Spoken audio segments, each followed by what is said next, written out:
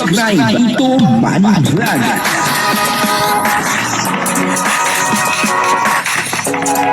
Payagan po si Tito Manny Vlog na mag-reactor para pambiling gamot sa kanya pong karamdaman. Ano po ang pangyayari kay Starax? Ano po? Siya po ay tinutukan ng baril at kutsilyo sa liig. Papanoorin po natin yung video at siyempre bibigyan po natin ng konting reaksyon. Pero bago po yan, ako muna po ay bumabati sa inyong lahat ng magandang umaga, magandang tanghali at magandang gabi sa inyong lahat mga kapatid. Kung saan man kayo ng panig ng mundo naroon ngayon, ay mag-iingat kayo palagi at pagpalain kayo ng ating Panginoon. Maraming salamat din po sa patuloy na tumatangkilik sa aking YouTube channel at nanonood sa aking video reaction. Patuloy lang po natin suportahan sila Kuya Bal Santos Matubang, Kalingap Rab, at Ed the Vlog, Jack Tapia, at yung mga kasamahan ko pong reactor sa Kalingap. Ganun din po yung mga charity vlogger na Kalingap partner. Ito po yung video na kung saan ay tinutukan daw sa leeg ng kutsilyo at tinutukan din po ng baril etong si Starax. Grabe po itong pangyayaring ganito, nakakatakot naman. Ano po, kung sa atin po ito nangyari, talagang medyo napakadelikado. Ano po, buti na lang at itong si Starax ay malakas ang loob. Ano po, papanoorin po natin yung video at ang kabuuan po ng video ito ay mapapanood po natin sa YouTube channel ni Starax. So, patuloy na po natin supportahan itong si Starax. O, ito po yung video, panoorin po natin. Nung nagpakabait kasi ako, muntik na akong kunin ni Lord. Nung nagpakabait ako. 3 beses na akong muntik ng kunin ni Lord. Nung nagpakabait ako. Unang-una, kali ako Maynila. Yung bus na sinasakyan ko, inold up. Nakasama ko sa uldapan. Akala ko pelikula lang. Muntik na ako doon. Tinutukan ako ng baril. Babait ako eh. Nagtrabaho ko, construction, para yung kikitain ko sa pagiging construction boy ko, hindi ko na mahingi sa pamilya ko. Kasi nag-aaral ako eh. Pangalawa, inatid ko yung kaibigan ko, pinasakay ko sa tricycle. Pag-uwi ko, nasa lubong akong lasing, tinutukan ako ng kutsilyo dito. Ito. Mabait ako, di ba? Inatid ko yung kaibigan ko, pinasakay ko, mabait ako noon. Pag uwi ko, tinutukan ako ng kutsilyo. So, mahilit ako. Di ba? Mabait ako. Muntik na akong kunin. Pangatlo, sumasama-sama ako sa mga gamot. Tumutulong kami sa mga may sakit. Assistant ako. Ngayon, nagkasakit ako na hindi ko alam ang dahilan kung ano. Pumayat ako. Nag-yellowist ako. Mabait ako nun eh. Tumutulong. Muntik na akong kunin. Naku, ayoko na maging mabait. Sabi ko, balance lang.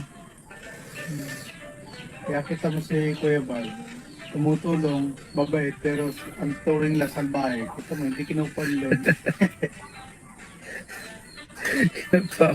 Wala mga pinagdaanan ni Starax TV, nagkwento po siya habang siya ay nagla-live. Kaya ayaw na po niya magpakabait kasi dahil nga doon sa kanyang mga pinagdaanan, medyo matindi. Yung kanyang pinagdaanan 3 beses. Hindi lang po 1 beses. 3 beses po na delikado ang buhay ni Starax TV. Una ay karoon ng holdapan, at siya ay natutukan ng baril siguro sa ulo. Kakatakot yun. Kung yun ay pumutok, wala na pong Starax ngayon. Pangalawa ay naglalakad siya, natutukan naman po siya ng kutsilyo sa lieg. Grabe, medyo mas nakakatakot yun, nakatutok, biro nyo, nakatutok, konti pagkakamali mo doon, talagang tusok yun sa lieg. Buti na lang at itong si Starax ay medyo malakas ang loob. Siguro kung sa iba yon na may hinaloob, ay baka inatake na po sa puso. Pangatlo ay nagkasakit po itong si Starax at nanilaw na daw po siya. Siguro ay nagkaroon ng HEPA, yung mga naninilaw, yung may mga hepatitis sakit sa atay, parang mga ganun, ano po. Kaya sabi ni Starax ay mahirap daw po yung magpakabait. Ano, katulad daw po ni Kuya Robin, ano, si Kuya Robin ay talagang nakikita po natin na napakabait, ano.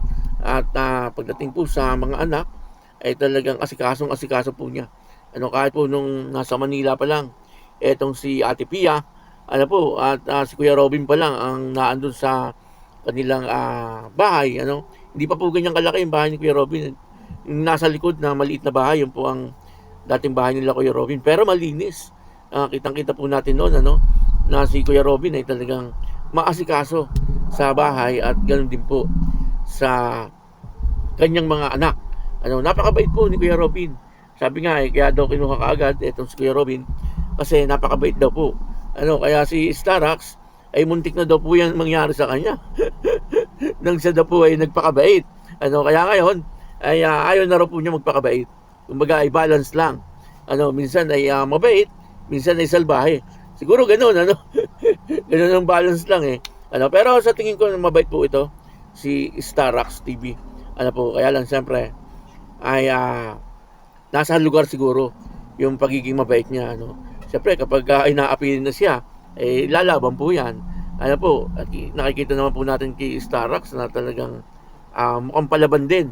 Ano, bagamat mabait siya, pero mukhang palaban po. Ano, sabi nga ni Kalinga Prab action star ng Kalinga. Ano po, etong si Starax. Ano po. Kaya, yun, ano, dito po ay talagang mahirap po pala maging mabait. Ano? Kapag ganun po ang nangyari, talagang ayaw ko na maging mabait. Ano, kumbaga ay dapat i-balance lang. Minsan ay mabait ka, minsan naman ay medyo salbahe ka. Ano, parang yung minsan ay maginoo ka, pero may pagkabastos. Parang ganun lang po yun eh. Ano po, nakakatuwa po itong si Starax, ano. Kasi ay talagang naandun po yung pagtulong niya. Ano po, dito sa burol ni Kuya Robin. Ano, hindi na po siya umuwi. May dala na po siyang tent. Ano po, at doon na po siya natutulog sa kanyang tent. Grabe, no, riding ready. Ano po, etong si Starax. Mahirap nga naman kung uuwi pa po siya. Kasi mahirap magbiyahe po ng gabi. Katulad ngayon, umuulan na. Ano po, dito sa amin ay umuulan na, pero sobrang init pa rin. Ano po, tapos mabiyahe po sa bagay, kotse naman yata ang dala ni Starax kasi may kotse rin po itong si Starax eh. Pero madalas na pong dala yung kanyang motor. Pagka motor ay mahirap, ano po, mababasa po siya. Lalo na kung wala namang kapote. Mas mabuti po yun, ano, doon na lang po siya matulog. Pagkagising niya ay mag-aasikaso sa pagluluto. Ano po, at siyempre may mga bisita pong dumarating. Siya din na nakakipagharap kasi busy naman po sila Kuya Nico at si Ate Pia naman ay hindi naman po nakakatayo. Ano po, lagi lang nandun sa kwarto at talagang nakakailangan din po ng tulong bago makatayo. Ano, pero sa ngayon parang hindi pa yata nakakatayo etong si Ate Pia. Ano po, lagi lang po siyang nakahiga. Ano, buti na lang naandun po sila Starax. Ano po, na hindi po nagpapabaya. Ano po, naandun ang Kalingap, ano po, na talagang asikaso itong burol ni Kuya Robin. At isa nga po sa mga tumutulong at nag-aasikaso ay etong si Starax, ano. Kaya saludo ko sa iyo, Starax, ano, talagang ikaw ay isang tunay na kalingap. Ayun, ano po, yun po ang kwento ni Starax. Ano po, baka sabihin nyo, gawa-gawa lang. Hindi po, mismo galing kay Starax yung thumbnail ko. Ano po, na kinento po talaga niya na may mga nangyari po sa kanyang ganon. Kaya yun, ano, maraming salamat po sa inyong lahat. At ako po si Tito Manny Vlog na nagsasabing God bless you all. Dos Mabalos.